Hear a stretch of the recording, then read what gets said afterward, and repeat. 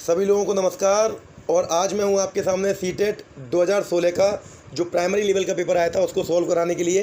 इसमें आज मैं आपको जो इसकी चाइल्ड पेडागोजी है वो सॉल्व कराऊंगा 1 to 30 क्वेश्चंस, ठीक है। और ये मैं दोनों अपने एफबी के वीडियोस में सॉल्व करा चुका हूं, लेकिन एफबी में लाइव में टेक्निकल प्रॉब्लम आ रही थी और मुझे लग रहा था कि बच्चों को वो नहीं मिल पा रहा कंटेंट। दैट्स वाई यूट्यूब पे मैं ये वीडियो शेयर करूँगा। और मैं ये भी चाहूँगा इन 30 क्वेश्चंस को आप अगर बारीकी से समझेंगे तो सच में आपको सीटेट में बहुत सपोर्टिव होंगे। इसी तरह मैं आपको नेक्स्ट डे आगे बढ़कर भाषा फर्स्ट अंग्रेजी हिंदी या इंग्लिश पेडागोजी हिंदी पेडागोजी के साथ एनवायरमेंटल स्टडी के भी ये क्वेश्चन सॉल्व कराऊंगा 16 to 90 तक। और उम्मीद करता हूँ मैं आपको बेस्ट पार्ट दे पाऊँगा सीटेट 2020 के लिए, ठीक है। क्योंकि टाइम कम है तो आप बारीकी से इन क्वेश्चन को समझें और फोकस करें। कुछ एक सजेशन देना चाहूँगा जिन लोगों ने पहली बार सीटेट का फॉर्म भरा है। आपके लिए 5 देखिए सब्जेक्ट दिए हुए हैं जो मैंने यहाँ पे दिखाई दे रहे होंगे आपको। इन 5 सब्जेक्ट में आपको ध्यान रखना है 3 सबको अटैम्प्ट करने हैं। जो भाषा फर्स्ट लिखा है भाग 4 भाषा फर्स्ट, तो जिन्होंने अपनी भाषा अंग्रेजी या हिंदी जिन्होंने अपनी भाषा फर्स्ट अंग्रेजी चुनी है वो इसे अटैम्प्ट करेंगे और दूसरे वाले भाग की हिंदी अटैम्प्ट करेंगे। जिन्होंने अपनी भाषा फर्स्ट हिंदी चुनी है वो इसे अटैम्प्ट करेंगे और दूसरे वाले भाग की अंग्रेजी अटैम्प्ट करेंगे। मतलब भाग फर्स्ट में जो भाषा फर्स्ट में जो अंग्रेजी हिंदी साथ साथ दी हैं उनको अटैम्प्ट नहीं करना है। आपने अंग्रेजी चुनी है भाग पहली तो अंग्रेजी चुनेंगे, अंग्रेजी को सॉल्व करेंगे, उसके बाद दूसरे की हिंदी सॉल्व कर देंगे। अगर आपने हिंदी चुनी है पहली तो हिंदी को सॉल्व करेंगे और दूसरे की अंग्रेजी सॉल्व कर देंगे, ठीक है। ये समस्या आती है, बहुत से बच्चे ये समझ नहीं पाते और लगातार उन्हें हिंदी इंग्लिश के क्वेश्चन मिलते हैं और उन्हें सॉल्व करते जाते हैं। देखिए यहाँ क्लियर हो गया 1 to 30, 31 to 60, 61 to 90, 91 to 120 ये आपका एक भाषा और 121 to 150 ये दूसरी भाषा, ठीक है। अब बिना डिले करके पेपर करते हैं, पेपर की तरफ बढ़ते हैं। ध्यान दीजिएगा, मैं पूरा प्रयास करूँगा आपको कोई दुविधा ना आ पाए। तो पहला क्वेश्चन है, भारत में अधिकांश कक्षाएं बहुभाषी होती हैं और इसे शिक्षक द्वारा ब्लैंक के रूप में देखा जाना चाहिए। मतलब मल्टीलिंगुअल क्लास है तो टीचर इसे किस रूप में देखे, ठीक है। तो क्योंकि आपको जानकारी होनी चाहिए, आपको समझ में आना चाहिए कि अगर आप टीचर हैं तो क्लासरूम में आपके सामने तरह तरह की भाषा वाले बच्चे आते हैं तो उनको आप किस रूप में देखें। एक सजेशन दे रहा हूँ, अगर आपको अच्छा लगे तो फॉलो करिएगा। आप लोग जितने ऑप्शन कम कर लेंगे उतने अपने आंसर के पास पहुँच जाएंगे। क्योंकि मैंने हमेशा देखा है 4 ऑप्शन में से अगर आप 2 ऑप्शन चुन लेते हैं कि ये 2 कोई हो सकते हैं तो 2 में से आप एक के लिए ईजिली जा सकते हैं। और अगर आप चारों को लेके चलोगे तो कहीं ना कहीं आप गलती करोगे और वही गलती आपको नंबर नहीं दिलाती, वही आप पीछे हो जाते हो। तो भारत में जब अधिकांश कक्षाएं बहुभाषी होती हैं इसका मतलब है क्लासरूम में हर भाषा वाला बच्चा बैठा हुआ है। तो आप सोचो, आप टीचर हो, क्या आप समस्या मानोगे इसे? अगर समस्या मानोगे तो टीचर क्यों हूँ, ठीक है। टीचर के लिए कभी बच्चा प्रॉब्लम नहीं बन सकता। आप इसे बाधा नहीं मानोगे, आप इसे परेशानी नहीं मानोगे। ओबियस सी बात है, क्लास में तरह तरह की भाषा वाले बच्चे हैं। हमेशा ये कहा जाता है बच्चे तरह तरह की भाषा लेके आते हैं, ये आपके लिए रिसोर्स हो गया। क्यों? क्योंकि जब बच्चा बचपन से कोई भाषा लेके आया है, नई भाषा सिखाना आसान होगा उसे। क्योंकि जब एक भाषा का उसे ज्ञान है तो भाषाई शब्द उसे आते होंगे, तो आप कोई भी नई भाषा उसे इजीली या कोई भी नया विषय इजीली सिखा दोगे। अगर वो अपनी भाषा लेकर आया है तो इसका मतलब इसका सही आंसर क्या होगा? रिसोर्स, संसाधन के साथ जाना चाहिए और वही सही आंसर होना चाहिए। दूसरे बातें हैं, अगर मान लीजिए स्टूडेंट्स गलतियां करते हैं तो शिक्षार्थियों द्वारा की गई त्रुटियां और गलतियां और त्रुटियां क्या काउंट करें, टीचर क्या माने? शिक्षक और शिक्षार्थियों की असफलता के सूचक हैं। उनके चिंतन को समझने के अवसर के रूप में देखी जानी चाहिए, कठोरता से निपटाई जानी चाहिए, बच्चों को कमज़ोर अथवा उत्कृष्ट चिन्हित करने के अवसर हैं। तो मैं धीमे धीमे ऑप्शन कम करता हूँ। क्या पहला हो सकता है शिक्षक और शिक्षार्थियों की असफलता के सूचक हैं? बिल्कुल नहीं। गलतियाँ त्रुटियाँ होनी चाहिए, लाजमी है, ये होती हैं, कठोरता से निपटाई जानी चाहिए। दूसरा ऑप्शन उनके चिंतन को समझने के अवसर के रूप में देखे जाना चाहिए। हो सकता है भाई, ये तो बिल्कुल हो सकता है, पर बाकी 2 और देखते हैं। तीसरा ऑप्शन कठोरता से निपटानी जानी चाहिए। क्या टीचर को डांट कर पीट कर मार पीट से आप गलती त्रुटियों को बच्चों को हैबिचुअल बना देते हो? वो गलतियाँ मिटती नहीं हैं कभी, तो ये भी गलत है। और अब बचा दूसरा और चौथा, बच्चों को कमज़ोर अथवा उत्कृष्ट चिन्हित करने के अवसर। यानी गलतियों और त्रुटियों से आप बच्चों में ये तय कर पाते हो कौन हमारा कमज़ोर बच्चा है, कौन उत्कृष्ट है, एक ऑप्शन। दूसरा, उनके चिंतन को समझने के अवसर के रूप में देखी जानी चाहिए, तो समझने का प्रयास करें। एक अच्छा टीचर कभी भी बच्चे की गलती को ये नहीं मानता कि वो गलत क्यों कर रहा है, वो उसे स्वाभाविक मानता है कि बच्चा है तो गलती करेगा। इसलिए आपको ये मानना चाहिए कि गलती कर रहा है इसका मतलब चिंतन कर रहा है। चिंतन मीन्स कुछ तो विचार कर रहा है, अब वो कुछ सोचे ही ना, कुछ लिखे ही ना। जब गलत करेगा तभी वो सही कर पाएगा, जब आप समझा दोगे। तो इसका मतलब आप उसे उनके चिंतन के समझने के अवसर के रूप में देखो। ठीक है, गॉट इट। अगले क्वेश्चन पे आते हैं। थर्ड क्वेश्चन हमारा है ब्लैंक किसी साइकोलॉजिस्ट का नाम है, 4 में से कोई एक होंगे, जिनके अकॉर्डिंग बच्चे विचार से सक्रिय ज्ञान निर्माता नन्हे वैज्ञानिक होते हैं जो संसार के बारे में अपने सिद्धांतों की रचना करते हैं। जिन लोगों ने मेरी जीन प्याजे से रिलेटेड वीडियो देखी होगी, मैंने हुबहू ये बताया था कि बच्चे बचपन से अपनी भाषा लेकर, अपने नए नए विचार लेकर, सक्रिय ज्ञान लेकर पैदा होते हैं और वो स्वयं में वैज्ञानिक हैं और वो अपने आप अपने प्रिंसिपल बना लेते हैं। मैंने बोला था कि अगर उनको लगा कि एक दोस्त ने मुझे धोखा दे दिया, दूसरे दोस्त ने धोखा दे दिया, तीसरे ने धोखा दे दिया, तो उनके दिमाग में एक प्रिंसिपल बन गया कि सारे दोस्त धोखेबाज होते हैं। ये कब तक है? जब तक उनमें समझ नहीं आती। लेकिन ये क्या है? बच्चे सक्रिय ज्ञान के निर्माता होते हैं जो संसार के बारे में अपने सिद्धांतों की रचना करते हैं। किसने कहा? जब भी बच्चों के सक्रिय ज्ञान की बात करें, जो ब्रेन से रिलेटेड हो, कॉग्निटिव ज्ञान की बात करें, एक्टिव नॉलेज की बात करें, तो आप टिक करेंगे जीन प्याजे को, नो डाउट। इसका सही आंसर होना चाहिए थर्ड, जीन प्याजे। कोई टिपिकल क्वेश्चन नहीं है यहाँ पे, आपको हुबहू आंसर। क्वेश्चन पे आते हैं। बाल केंद्रित शिक्षा शास्त्र का अर्थ क्या है? आजकल कहा जाता है एडुकेशन चाइल्ड सेंटर्ड होनी चाहिए, तो चाइल्ड सेंटर पेडागोजी का मीन क्या है? बच्चों को शिक्षक का अनुगमन और अनुकरण करने के लिए कहना, बच्चों को अभिव्यक्ति और उनकी सक्रिय भागीदारी को महत्व देना। थर्ड, बच्चों को पूर्ण रूप से स्वतंत्रता देना। और फोर्थ, बच्चों को नैतिक शिक्षा देना। मैं एक बात ऑप्शन कम करता हूँ, बच्चों को शिक्षक का अनुगमन और अनुकरण करने के लिए कहना कभी चाइल्ड सेंटर नहीं हो सकता। चाइल्ड सेंटर का मतलब जहाँ बच्चों को वैल्यू दी जाए। तो देखें, 2 ऑप्शन हमारे ऐसे हैं।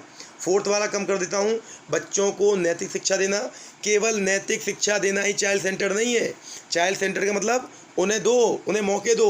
वो नैतिक शिक्षा के भी हो सकते हैं, वो विज्ञान में भी हो सकते हैं, वो हिंदी और अंग्रेजी में भी हो सकते हैं, वो किसी भी विषय में हो सकते हैं। तो ये भी ठीक नहीं है। अब बचा 2 और 3। दूसरा है बच्चों को अभिव्यक्ति और उनकी सक्रिय भागीदारी को महत्व देना, या बच्चों को पूर्ण रूप से स्वतंत्रता देना। अब क्योंकि 2 और 3 में एक हल्का सा अंतर है, यहाँ पर आप उनकी एक्टिव पार्टिसिपेशन ले रहे हो दूसरे वाले में, और थर्ड में उन्हें फ्री कर दे रहे हो। फ्री करना भी गलत नहीं है, लेकिन फ्री करना इसके ऊपर कि बच्चों की अभिव्यक्ति और उनकी सक्रिय भागीदारी आप लेना चाह रहे हो। आप बच्चों से बोल रहे हो अपने विचार दो, मैं क्वेश्चन पूछ रहा हूँ, पार्टिसिपेट करो, आंसर दो, वाद विवाद करो, कम्युनिकेट करो। तो इससे अच्छा कोई ऑप्शन नहीं है जहाँ पर आप बच्चों की अभिव्यक्ति ले रहे हैं और उनकी सक्रिय भागीदारी को प्रमोट कर रहे हैं। इसका मतलब चाइल्ड सेंटर्ड एजुकेशन में बच्चों की अभिव्यक्ति और बच्चों का सपोर्ट लिया जाता है, उसे ही चाइल्ड सेंटर्ड कहा जाता है। अगले क्वेश्चन पे आते हैं। अगर कोई जटिल परिस्थिति आ गई है तो जटिल परिस्थिति को संसाधित करने में शिक्षक बच्चों की सहायता कर सकता है। कैसे कर सकता है? समझे मेरी बात। जटिल परिस्थिति, मैंने हमेशा बोला है, टीचर हमेशा कक्षा के अंदर फैसिलिटेटर होता है, वो बच्चों को सुविधाएं देता है और कोई कार्य नहीं है उसका। बस प्रमोट करो, ऑब्जर्व करो, फैसिलिटेटर बन के कार्य करो। तो कोई भी सहायता ना देकर जिससे बच्चे अपने आप का निर्वाह करना सीखें, पहला ऑप्शन। उस पर एक भाषण देकर, दूसरा ऑप्शन। कार्य को छोटे हिस्सों में बांटने के बाद निर्देश लिखकर, तीसरा ऑप्शन। और प्रतियोगिता को बढ़ावा देकर, और सबसे पहले कार्य पूरा करने वाले बच्चे को पुरस्कार देकर। मैं एक बात और कहूँगा, जिसको हिंदी में प्रॉब्लम हो वो इंग्लिश के लिए जाएँ, आपको इंग्लिश में भी इसके ऑप्शन दिए हैं सामने, ठीक है। तो अब एक कॉम्प्लेक्स सिचुएशन आ गई है, ध्यान दीजिएगा, बात कॉम्प्लेक्स सिचुएशन की कर रहे हैं। तो कॉम्प्लेक्स सिचुएशन में ऐसा नहीं टीचर सपोर्ट ना करे, बच्चे को कार्य करना है, लेकिन जब कॉम्प्लेक्स सिचुएशन आ गई है तो टीचर को उसमें इन्वॉल्व होना पड़ेगा। तो पहला तो गलत हो गया। उस पर एक भाषण देकर स्पीच देना कहीं भी ठीक नहीं है। आप किसी कॉम्प्लेक्स सिचुएशन में बच्चे को स्पीच नहीं दे सकते। अब तीसरा और चौथा देखो, कार्य को छोटे हिस्सों में बांटने के बाद निर्देश लिखकर या प्रतियोगिता को बढ़ावा देकर और सबसे पहले कार्य पूरा करने वाले बच्चे को पुरस्कार देकर। मैं पहले चौथे को एक्सप्लेन कर दूं। कंपटीशन बच्चों को बढ़ाना बहुत अच्छी बात है, उन्हें पुरस्कार देना उनका पॉजिटिव मोटिवेशन है, बिल्कुल अच्छी बात है। लेकिन यहाँ पर सिचुएशन कॉम्प्लेक्स है, तो कॉम्प्लेक्स सिचुएशन में बच्चा जब नहीं कर पा रहा है, अब 15 या 30 बच्चों की क्लास में एक बच्चा कर पा रहा है, आप उसे प्रमोट कर देंगे, आप उसे पुरस्कार दे देंगे, तो बाकी 29 अगर नहीं कर पा रहे हैं तो वो परिस्थिति कॉम्प्लेक्स हो गई है। यानी वो बच्चा जो कर पाया उसमें आपका इन्वॉल्वमेंट था ही नहीं, वो अपने आप कर पाया। बाकी 29 को भी अगर आपको 29 का मतलब एक बहुत बड़ा 99% बच्चे नहीं कर पाए, तो इसमें क्या करना है आपको उस टिपिकल कार्य को छोटे छोटे पार्ट में बांट देना है और बच्चों को इंस्ट्रक्शन देना है कि अब आप करो। तो आप क्या पाओगे, जब आप कार्य को छोटे छोटे हिस्से में बांट दोगे तो बच्चे आपके इंस्ट्रक्शन फॉलो करते हुए अब कई हिस्सों को अपने आप कर लेंगे और कॉम्प्लेक्स सिचुएशन सिंपल में कन्वर्ट हो जाएगी। तो मेरा थर्ड वाला ऑप्शन सही है, मैं इसके साथ जा रहा हूँ। ठीक है, अगला एक और क्वेश्चन है, इस शिक्षार्थियों से ये अपेक्षा करना कि वे ज्ञान को उसी रूप में पुनः प्रस्तुत कर देंगे जिस रूप में उसे ग्रहण किया। मतलब मैं टीचर हूँ और मैं बच्चों से ये उम्मीद करूँ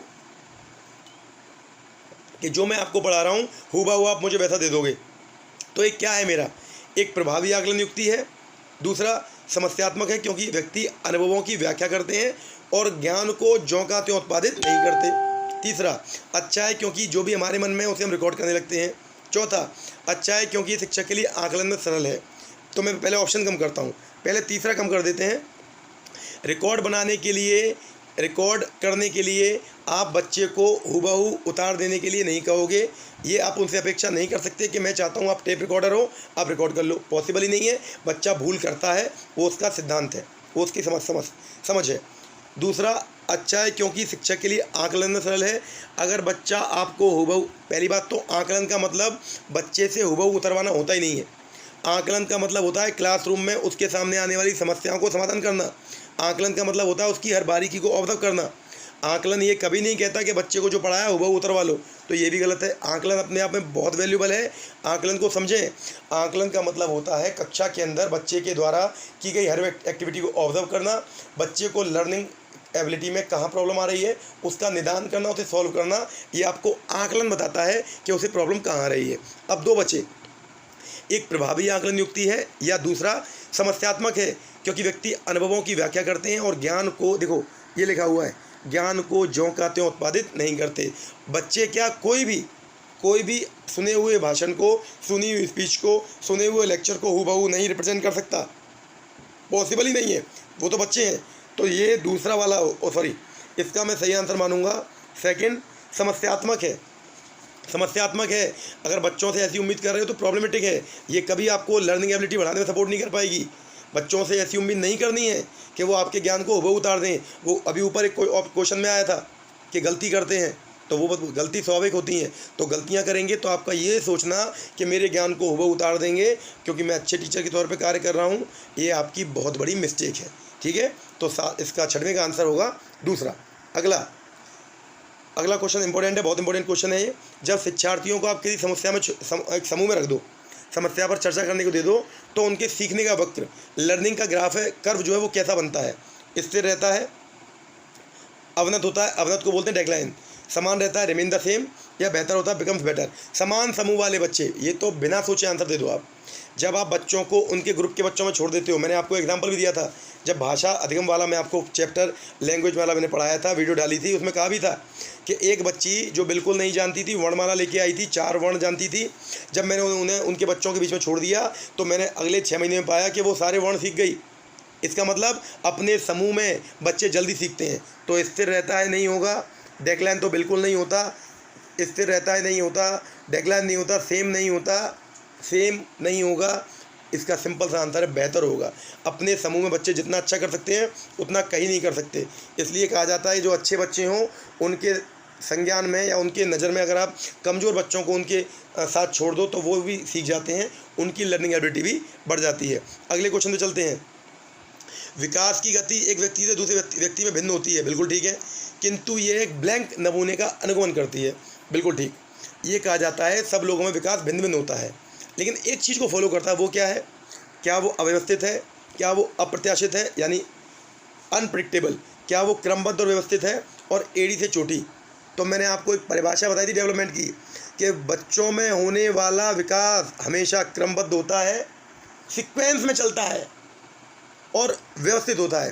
क्रम, कोई भी विकास यानी अगर शारीरिक विकास हुआ तो फिर मानसिक, आध्यात्मिक, सामाजिक, ये सब एक क्रम में चलते हैं, सब कोरिलेटेड है। और जब ये कोरिलेटेड है तो आप ये नहीं कह सकते कि ये एक दूसरे पर डिपेंड नहीं है, ये व्यवस्थित चलेंगे। तो इसमें कहीं मत जाइए, सिंपल आंसर थर्ड पर टिक कीजिए, क्रमबद्ध और व्यवस्थित। नो डाउट ये विकास का चरण है, विकास हमेशा क्रमबद्ध होता है और व्यवस्थित होता है। अगले पे आते हैं। अब विकास के लिए कुछ एस्पेक्ट दिए हैं, उनमें कौन सा सबसे उचित है समझिएगा। 4 दिए हैं ऑप्शन। सामाजिक सांस्कृतिक संदर्भ विकास में एक महत्वपूर्ण भूमिका निभा करता है। पहला, विकास एकल आयामी होता है, विकास डेवलपमेंट यूनिडायमेंशनल। विकास पृथक होता है, डेवलपमेंट डिस्क्रीट। चौथा, विकास जन्म से प्रारंभ होकर समाप्त होता है, at end. Development begins and end at birth. जन्म के साथ प्रारंभ होता है और अंत और समाप्त होता है। तो पहले मैं आपको जो ऑप्शन नहीं है वो काट देते हैं। फोर्थ वाला, क्योंकि विकास समाप्त नहीं होता, विकास आजीवन चलता है, छोड़ दीजिए, गलत है। एक और काट देते हैं। दूसरा, विकास एकल आयामी नहीं होता, मल्टी डायमेंशनल होता है। अगर एकल आयामी हो तो एक ही पहलू में विकास हो, जबकि विकास चहुओर होता है, सर्वांगीण विकास बच्चे का होता है। तो इसका मतलब 2 ऑप्शन काट दिए। अब बचता है विकास पृथक होता है और पहला, सामाजिक सांस्कृतिक संदर्भ। जिन लोगों ने मेरी वाइगोत्स्की वाली वीडियो देखी होगी तो मैंने बताया था वाइगोत्स्की ने जो सामाजिक सिद्धांत दिए हैं उसमें उन्होंने एक बात बताई है कि बच्चा जितना समाज के संपर्क में आएगा, जितना अपने कल्चर को जानेगा, उतना उसका डेवलपमेंट अच्छा होगा। तो दूर मत जाइए, पहले को टिक कीजिए, यानी जितना उसका सोशियो कल्चर अच्छा होगा उस बच्चे का विकास उतना ही अच्छा मान लीजिए। तो फर्स्ट पे जाइए। कोई डाउट हो कमेंट कीजिए, कमेंट में बताइए कि हमको एक ऑप्शन नहीं लगता, ये गलत हो सकता है, तो मैं आपको जवाब दूंगा। अगले पे आते हैं। व्यक्तियों में एक दूसरे से भिन्नता क्यों होती है। कई बार बोल चुका हूँ अपने वीडियोस में कि पर्टिकुलर इंडिविजुअल डिफरेंसेस का प्रिंसिपल भी बताया था। प्रिंसिपल ऑफ इंडिविजुअल डिफरेंसेस किस वजह से होती है, चलिए ऑप्शन देखते हैं।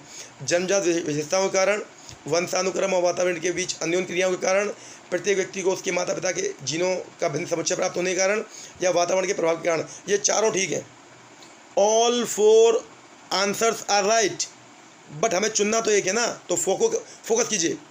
जन्मजात विशेषताओं के कारण बिल्कुल ठीक, वातावरण का प्रभाव बिल्कुल ठीक, प्रत्येक व्यक्ति को उसके माता पिता के जीनों का भिन्न समुच्चय प्राप्त होने के कारण बिल्कुल ठीक। तो आप कहोगे 3 टिक करने हैं, नहीं करने हैं। ध्यान दीजिए, आपका पहला जो ऑप्शन है और दूसरा जो ऑप्शन है, सॉरी, आपका पहला जो ऑप्शन है और तीसरा जो ऑप्शन है, जीन वाला और जन्मजात विशेषता वाला, ये वंशानुक्रम में आ गया, जो दूसरा ऑप्शन है आपका, ठीक है। और चौथा वाला ऑप्शन भी दिया हुआ है दूसरे वाले में, वातावरण। यानी ये तीनों ऑप्शन जो हैं वो दूसरे में आ गए हैं पूरी तरह। आप अगर दूसरे को टिक कर देते हो, तो आपको ज़रूरत ही नहीं कुछ और करने की, क्योंकि आपका वंशानुक्रम वाला जो मैं बताया पोर्शन, ये आपका जो भाग है वंशानुक्रम और वातावरण के बीच अन्योन्य क्रिया के कारण, ये इसमें आ गया। ये तीनों ऑप्शन इसके अंदर आ गए। इसलिए हम किसके साथ जा रहे हैं, हम जा रहे हैं सेकंड वाले के साथ। कोई डाउट, हम जा रहे हैं सेकंड वाले के साथ, क्योंकि ऐसे कई क्वेश्चन मिलेंगे जहां पर अगल बगल के ऑप्शन एक ऑप्शन के अंदर। तो 12वें क्वेश्चन को देखते हैं। 12वें में बोला गया है, इनमें से कौन सा सही मिलान वाला जोड़ा है। इनमें से कौन सा सही मिलान वाला जोड़ा है। आपके सामने ऑप्शन दिए गए हैं 4 और एक इसमें ठीक है। अब देखिए, ये भी जीन पियाजे का है। जीन पियाजे की 4 अवस्थाओं में से एक अवस्था ऐसी है जिसके लक्षण और अवस्था का सही नाम दिया गया है। तो पहली, औपचारिक संक्रियात्मक अवस्था, यानी कि इसे अमूर्त संक्रियात्मक अवस्था भी कहते हैं। तो इन्होंने बोला अनुकरण प्रारंभ कर देता है, कल्पनापरक खेल शुरू कर देता है। ऑप्शन दे रहा हूँ मैं पहले। दूसरा, शैशवावस्था, तर्क का अनुप्रयोग और अनुमान लगाने में सक्षम। तीसरा, निगमात्मक विचार, डिडक्टिव थॉट। और चौथा, मूर्त संक्रियात्मक बच्चा, संधारण एवं वर्गीकरण करने योग्य। अब समझिए, औपचारिक संक्रियात्मक अवस्था जिसे हम बोलते हैं अमूर्त संक्रियात्मक अवस्था।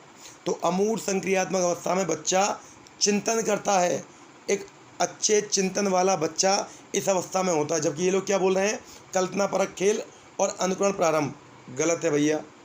शैशवावस्था में तर्क का अनुप्रयोग और अनुमान लगाने में। जबकि जो जीन पियाजे की शैशवावस्था थी, या जो भी बच्चे की शैशवावस्था होती है, उसमें बच्चा अपने संवेदी अंगों का प्रयोग करता है और स्वकेंद्रित, अपने बारे में बोलें तो अपने बारे में सोचता है। तो ये दिया नहीं है, ये भी गलत।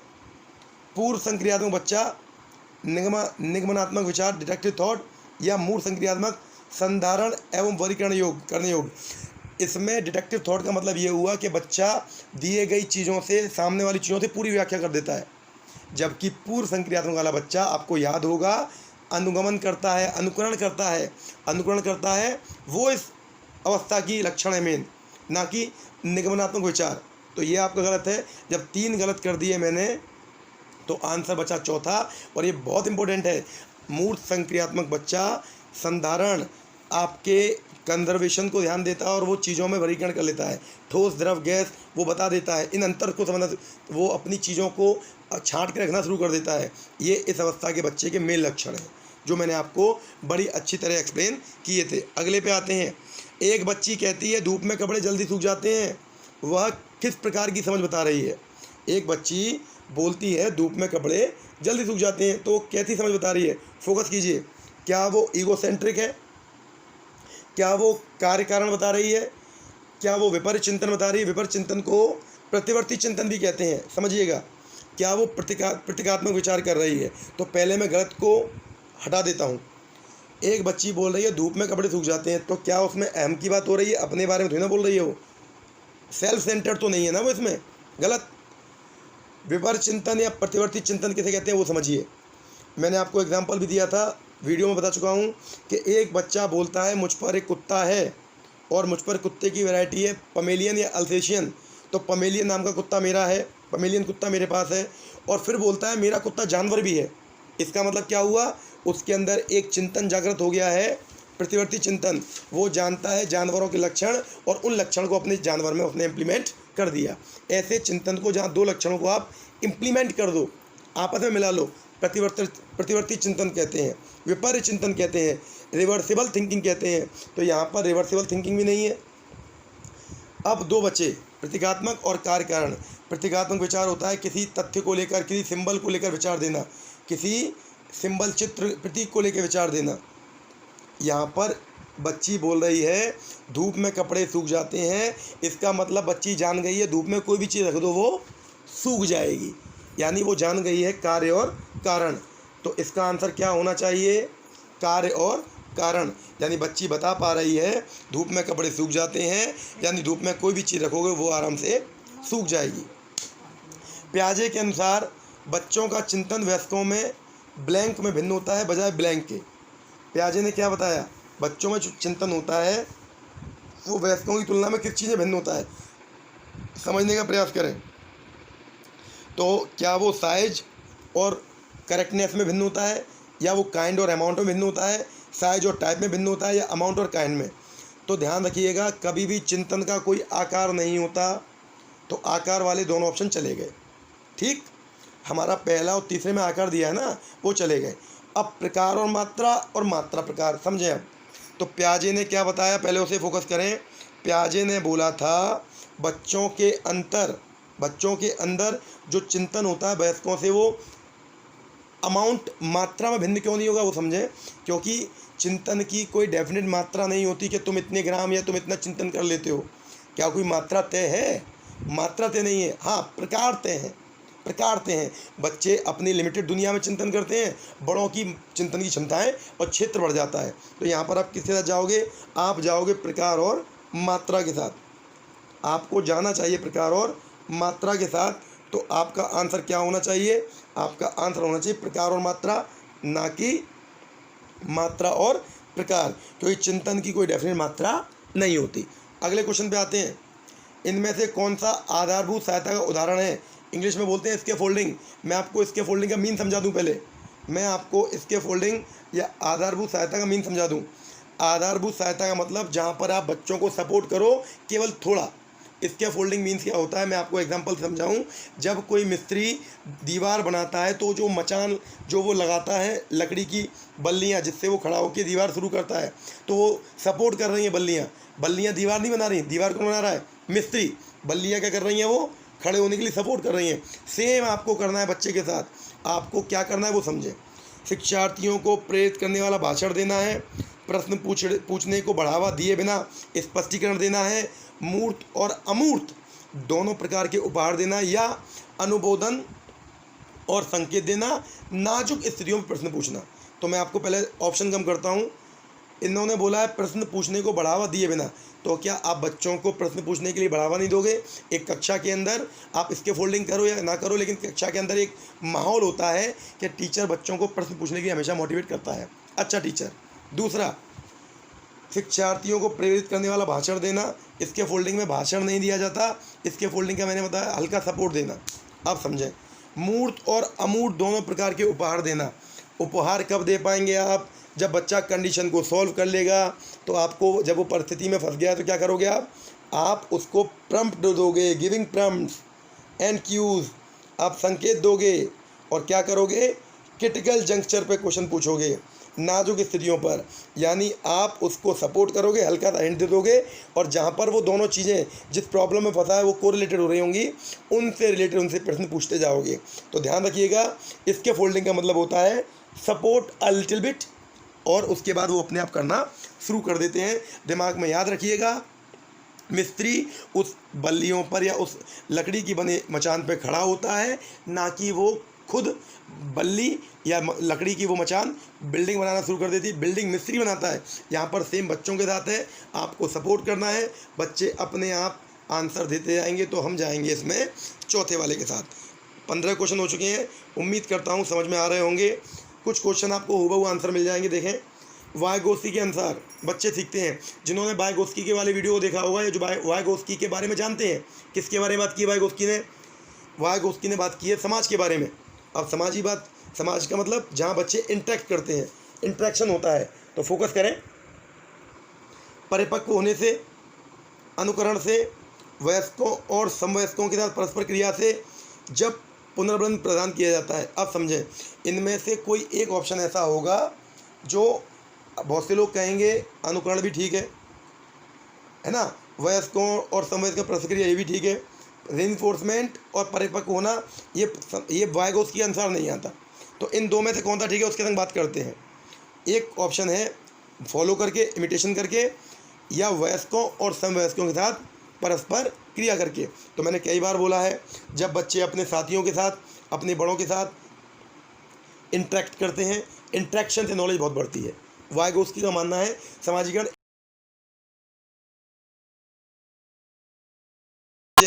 हम जाएंगे इसमें, सही आंसर हमारा द थर्ड वन, और कोई ऑप्शन बचता ही नहीं है। इंटरेक्शन की बात जब भी आए, वाइगोत्स्की की बात जब भी आए, आप सामाजिकता को फोकस करेंगे, क्योंकि वाइगोत्स्की का मतलब सामाजिकता। ये मैंने वीडियोस में क्लियर कर दिया है। अगला क्वेश्चन, कोहलबर्ग ने क्या बताया, दोबारा बताते हैं। जीन पियाजे संज्ञानात्मक विकास, वाइगोत्स्की सामाजिक विकास, और कोहलबर्ग बिना डाउट के नैतिक विकास। कहीं और जाने का आपको, कहीं और सोचने की आवश्यकता ही नहीं है। तो आपने संज्ञानात्मक विकास तुरंत टिक कर दिया। अब आते हैं 18वें पर। इनमें से कोई एक कंडीशन ऐसी है जो चाइल्ड सेंटर्ड एजुकेशन है। समझे ज़रा, कौन सी एजुकेशन चाइल्ड सेंटर्ड है? जहाँ बच्चा केंद्रित है।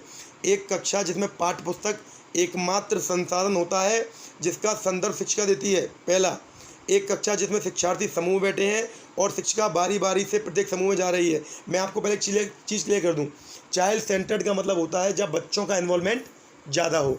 तो आप चारों ऑप्शन में एक चीज़ देखो, बच्चे कहाँ पर ज़्यादा इन्वॉल्व है और टीचर का इन्वॉल्वमेंट ना के बराबर या कम हो।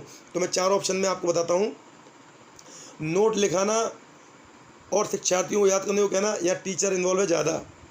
शिक्षार्थियों को व्यवहार शिक्षिका द्वारा दिए जाने पुरस्कार और दंड से संचालित होता है, यहाँ भी टीचर इन्वॉल्व है ज़्यादा। टीचर ज़्यादा इन्वॉल्व मतलब वो दंड देंगी, वो पुरस्कार देंगी, तब बच्चा अच्छा करेगा। नहीं भैया, बाल केंद्रित कक्षा का मतलब समझिए, पाठ्य पुस्तक एकमात्र संसाधन होता है और शिक्षिका ही पढ़ाती है, यहाँ भी शिक्षिका इन्वॉल्व है बहुत ज़्यादा।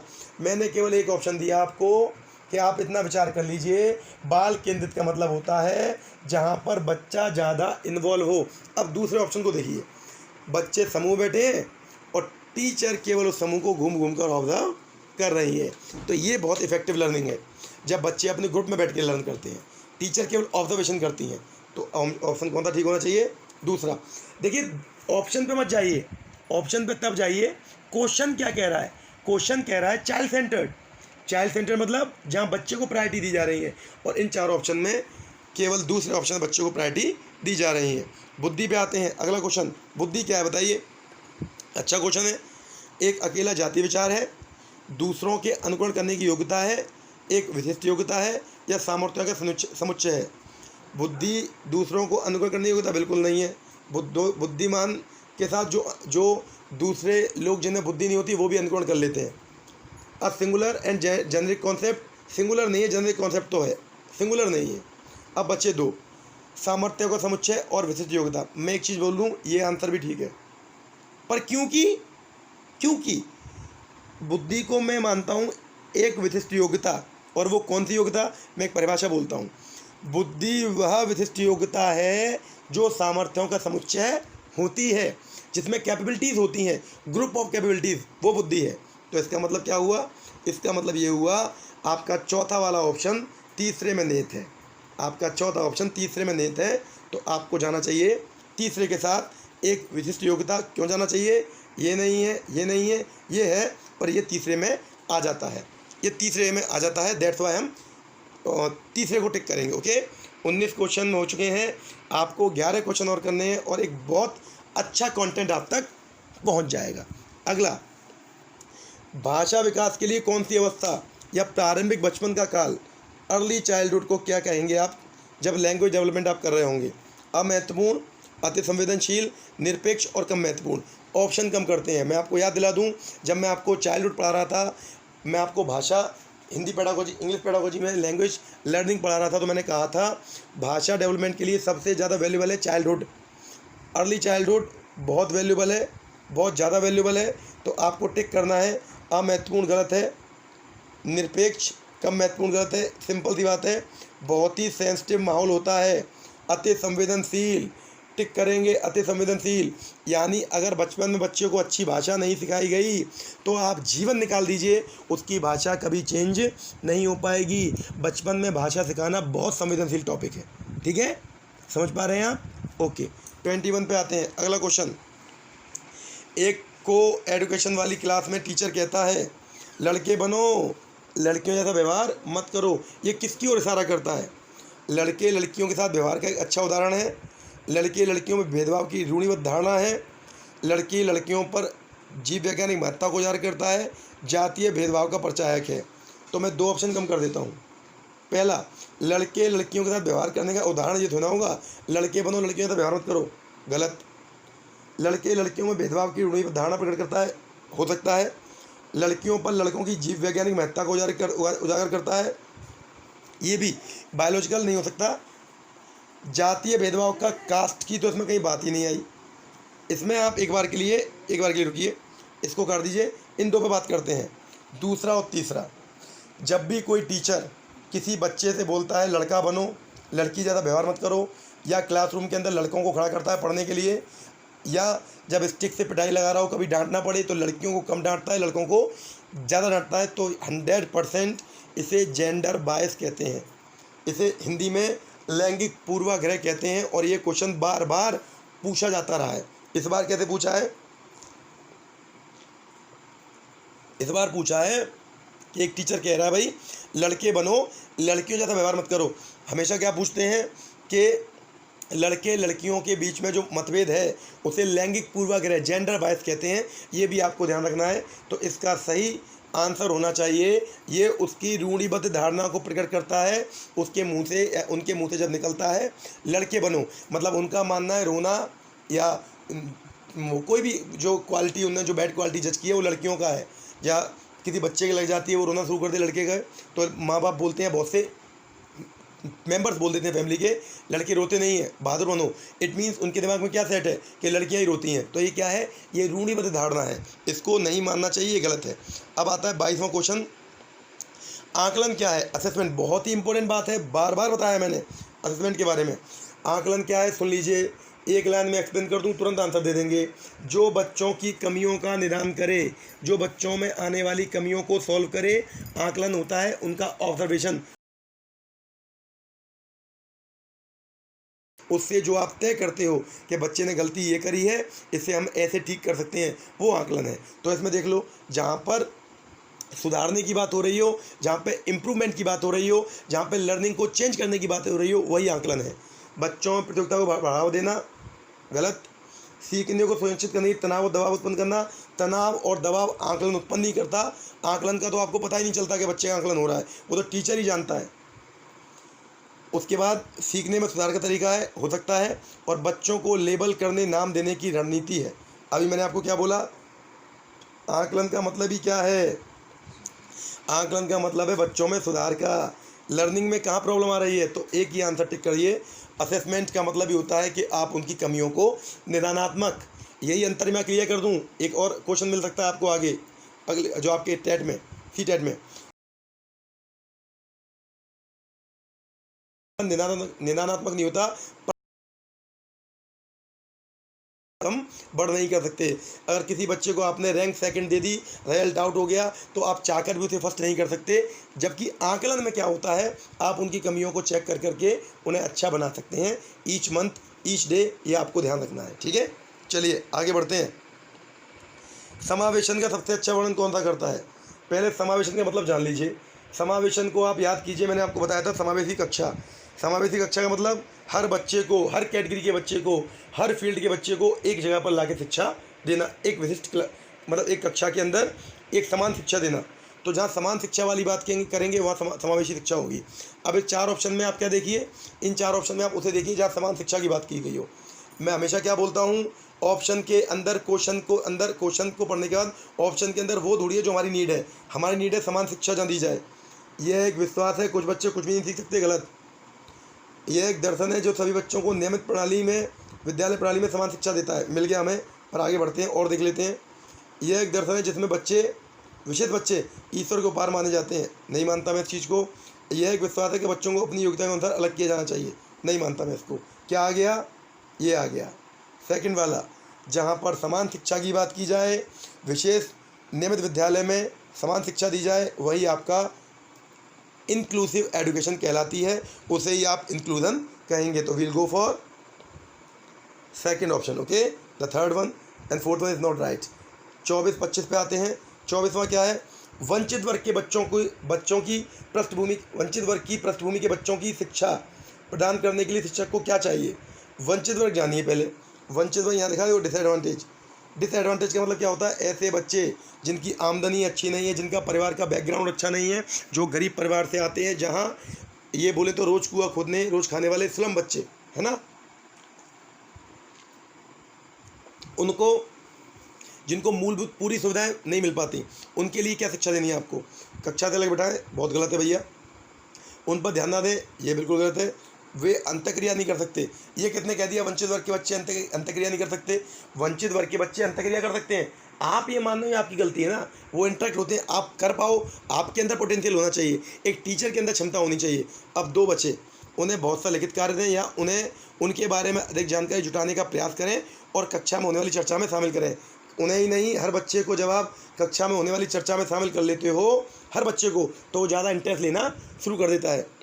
एक डल सा बच्चा क्लासरूम में चुप बैठा हुआ है और आप उससे ये सोचकर नहीं पूछ रहे कि वो जानता नहीं है, इसका मतलब आप उसे अगली साल स्कूल से बाहर करवा देंगे, गारंटी है। यही बच्चे ड्रॉप आउट हो जाते हैं, यही बच्चे विद्यालय छोड़ देते हैं। तो क्या करना है आपको पहले के साथ जाना है, उनके बारे में जानकारी जुटाएंगे, उनका बैकग्राउंड समझेंगे और उनको क्लास में वही अवसर देंगे जो हम सबको देते हैं, और उनको तो और ज़्यादा। ठीक है, आगे बढ़ते हैं कि उनको नीड है हमारी। इनमें से कौन सा व्यवहार बच्चे की अधिगम निरोगता, वर्ड समझिएगा, अधिगम निरोगता, यहाँ समझिएगा, लर्निंग डिसेबिलिटी। लर्निंग डिसेबिलिटी में अपमानजनक व्यवहार नहीं आता। लर्निंग डिसेबिलिटी में लो अटेंशन, जैसे यहाँ पे हिंदी है कम अवधान विस्तार, तो जो लोग अवधान विस्तार को नहीं जानते इधर आ जाएँ। लो अटेंशन स्पैन, बच्चे कम ध्यान दे रहे हैं। हाई फिजिकल एक्टिविटी, उच्च शारीरिक गतिविधि, जब कम अवधान दे रहा है और कम शारीरिक गतिविधि होती तो हम लर्निंग डिसेबिलिटी मान लेते। जब कम पढ़ाई में ध्यान है लेकिन एक्टिविटी ज़्यादा है उसकी, किसमें? खेल कूद में, ये भी लर्निंग डिसेबिलिटी नहीं होगी। अब बचा 2 और 4, दूसरा और चौथा है मनोभाव को जल्दी जल्दी बदलना। मनोभाव का जल्दी जल्दी बनना, मूड का स्विंग होना, कि कभी भी लर्निंग डिसेबिलिटी नहीं होती। ये आपके नेचर की डिसेबिलिटी हो सकती है, पर लर्निंग डिसेबिलिटी नहीं हो सकती। मैं बात करता हूँ दोबारा, दूसरे पे जाता हूँ। बी को डी पढ़ रहा है, वॉज को 100 लिख रहा है, 21 को 12 लिख रहा है, तो कहीं ना कहीं ये है उसकी अधिगम संबंधी प्रॉब्लम, दूसरी वाली, जिसको बोलते हैं, कई बार पूछा गया है, डिसलेक्सिया।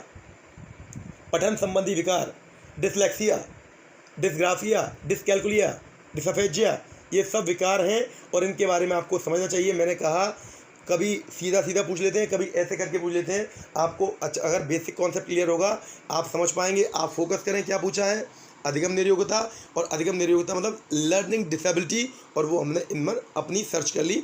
दूसरा वाला आंसर हमारा ठीक होगा। अब आते हैं हम 26 वाले पे। एक बच्चा जो आंशिक रूप से देख पाता है लेकिन कम देख पाता है, तो क्या करें? ऑप्शन देखिए, उसे शिक्षा नहीं देनी चाहिए क्योंकि वो उसके किसी काम नहीं आएगी। बहुत बढ़िया।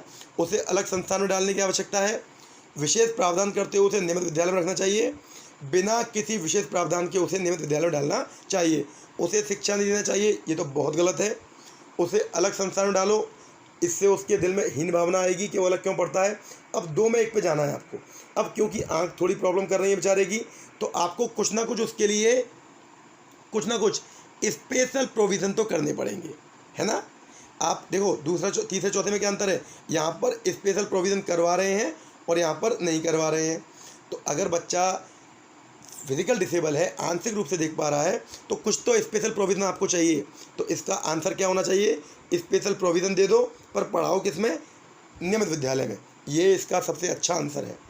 विशेष प्रावधान 2 देना पड़ेगा, आगे बिठाना पड़ेगा, बोर्ड पर बड़ा लिखना पड़ेगा, बोर्ड के पास बुलाना पड़ेगा, कुछ स्पेक्टिकल वगैरह की मैनेज कराने पड़ेंगे, लेकिन आपको उसको थोड़ा आम बच्चों से अलग ध्यान देना पड़ेगा, अलग स्पेशल प्रोविज़न आपको उसके लिए देने पड़ेंगे। तो तीसरे के साथ जाऊंगा मैं, the answer will be the third one. Okay, 7th की बात करता हूँ, 27th की। सीखना क्या है? सीखना संवेगों से छीड़ संबंध रखता है। हैज़ वेरी इंग्लिश देखें, has very little connection with emotion. सीखने वाले के संवेगों से स्वतंत्र होता है। Is independent of a learners emotion. सीखने वाले के संवेगों से प्रभावित होता है। Is influenced by learners emotion.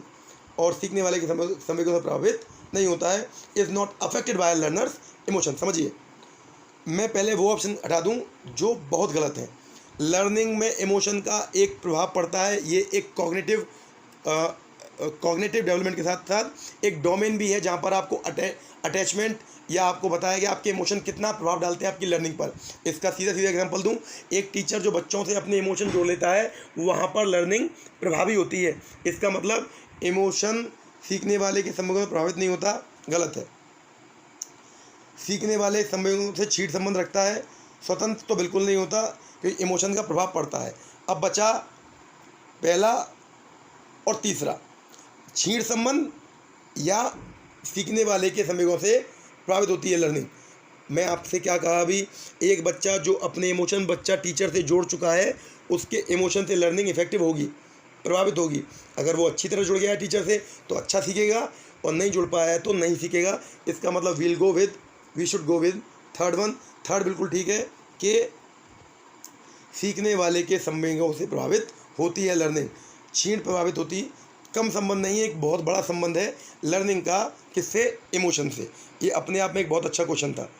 28 पे आते हैं, ध्यान दीजिए, बहुत इंपॉर्टेंट।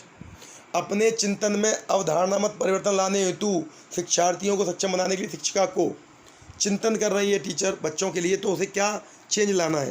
पहला, बच्चों को स्वयं चिंतन करने के लिए हतोत्साहित करना चाहिए कि और उन्हें कहना चाहिए कि वे शिक्षिका को सुने और उसका अनुपालन करें। व्याख्यान के रूप में व्याख्या प्रस्तुत करनी चाहिए।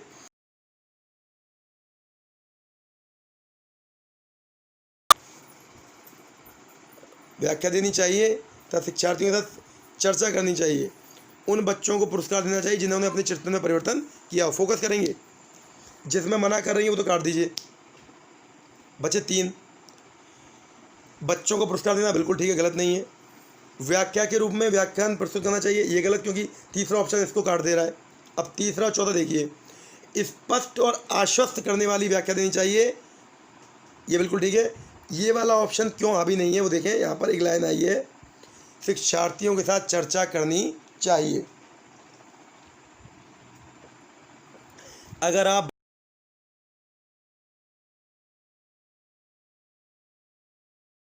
चर्चा करनी चाहिए, ये ऑप्शन पुरस्कार के ऊपर आ गया है ना, तो हम किसके साथ जाना चाहिए? हमें जाना चाहिए, ये गलत क्यों हुआ बता दिया।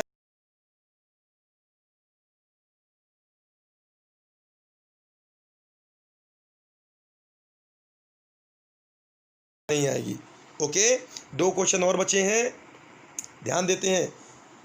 29 सक्रिय बद्धता का क्या अर्थ है, किसमें प्राथमिक विद्यालय में?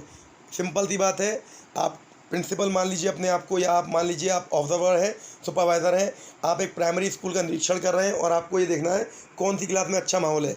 वहाँ पर जहाँ नकल कर रहे हैं बच्चे, अनुकरण कर रहे हैं, गलत। जहाँ पर शिक्षक द्वारा दिए उत्तरों को नकल कर रहे हैं, ये भी गलत। अब देखें, याद करना, प्रत्यास्मरण और सुनाना, जांच पड़ताल करना, प्रश्न पूछना और वाद विवाद। अब इन दोनों में आप ये सोचिए किसमें ज़्यादा इंटरेक्शन हो रहा है, इन दोनों ऑप्शन में किसमें ज़्यादा इंटरेक्शन कर रहे हैं बच्चे आपस में या टीचर के साथ? तो आंसर होगा दूसरा। डिबेट कर रहे हैं, वाद विवाद कर रहे हैं, पूछ रहे हैं, क्वेश्चन आंसर कर रहे हैं और जांच पड़ताल चल रही है, ऑब्जर्वेशन चल रही है। तो इसका मतलब आपका ऑटोमेटिकली दूसरा वाला आंसर ठीक हो जाएगा। क्यों हो जाएगा बता दिया मैंने, यहाँ पर इंटरेक्शन ज़्यादा है। और लास्ट क्वेश्चन है 30th, बच्चे तब अधिक क्रिएटिव होंगे जब, क्रिएटिव कब होंगे, सृजनशील मतलब क्रिएटिव कब होंगे, जब वो किसी एक्टिविटी का पार्टिसिपेट करेंगे, दूसरों के सामने अच्छा करने के दबाव में आकर, अपनी रुचि से, पुरस्कार के लिए, शिक्षक की डांट से बचने के लिए। तो ये तो आपने पहली नज़र में गलत कर दिए होंगे, पहली नज़र में। बचे 2। अब आप बताओ, आप बच्चों को क्रिएटिव उन्हें नाम दे के बनाओगे या बच्चे अपने आप इंटरेस्ट लेंगे तब बन जाएंगे? तो भाड़ में जान देते हैं, सॉरी हम बांधते हैं, अपनी रुचि से आएंगे तब ज़्यादा इंटरेस्ट दिखाएंगे ना।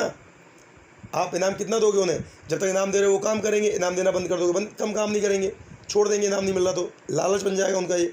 तो अपना इंटरेस्ट जगाना है, इस पर मेहनत करनी है अपनी रुचि से, ठीक, अपनी रुचि से।